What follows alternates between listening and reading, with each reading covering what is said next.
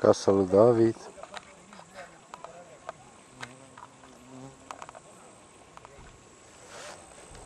De aici de jos se vede dâmbul Pintea cu vârful școlii. Tot ce a fost frumos în copilărie.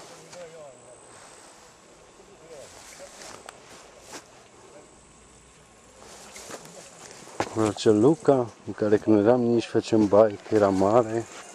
Am abdeare, am picus de apă, săraca. Șulicioara pe care o băteam zi de zi la școală și înapoi acasă.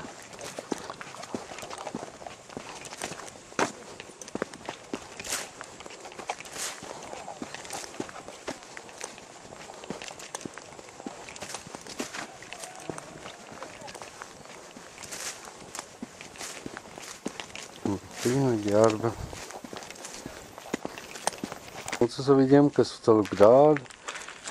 Mătușanuța la salie. Ești acolo? Ești aici, ești aici. Cine mai luat acolo? Și nu mă tai ești aici, mătușanuța.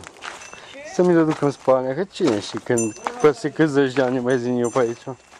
Pierd, Doamne, cum e acolo? Până în grad.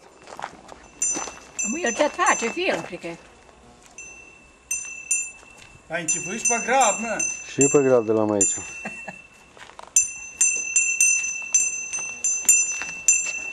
Și pe mătușă pe aici avem. Nici pe anul ăsta se aude de biroul.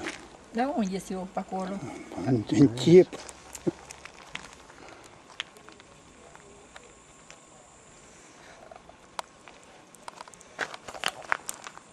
Și apoi în jos ulița.